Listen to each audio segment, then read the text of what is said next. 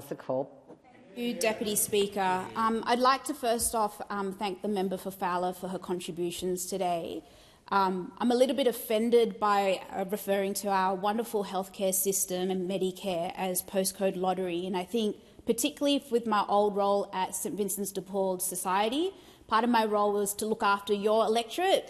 It was a large area I looked after, from Gosford to down to Helensburgh, out to the Blue Mountains. And I'm very aware of the challenges in your electorate, not only from a health perspective, but also the cost of living pressures out there.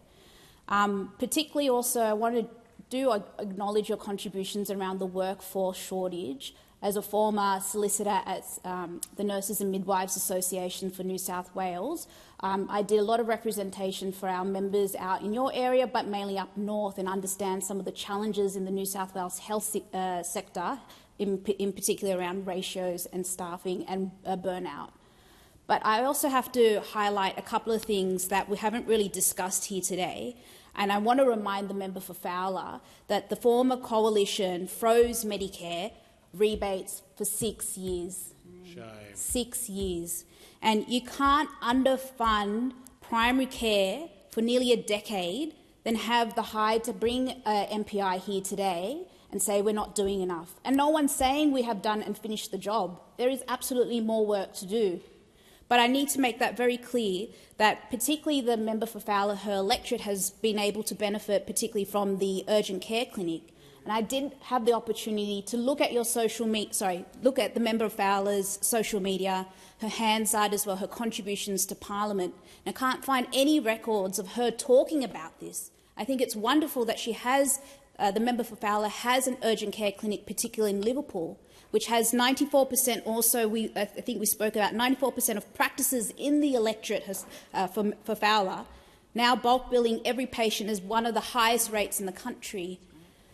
And I think that needs to be highlighted, Deputy Speaker, particularly for my electorate for Barton. And I do want to sort of talk about my contributions as a regional director at Binnies and how I perceive about my role as not only as the member for Barton, but I also take in consideration of everyone's electorate in this country and how they are impacted.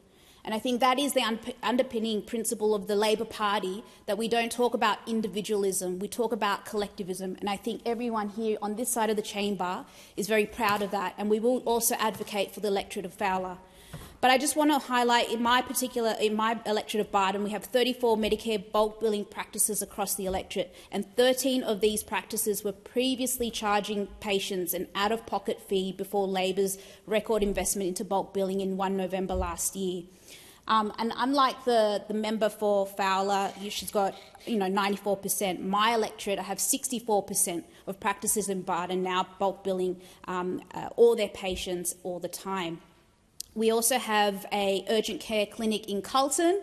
It's been there for a while. It's had about 23,000 odd presentations to that particular urgent care clinic, and it has been a success.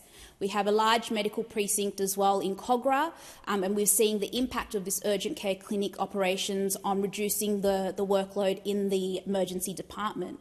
And I need to highlight that no one on this side of the chamber is saying that the work is done.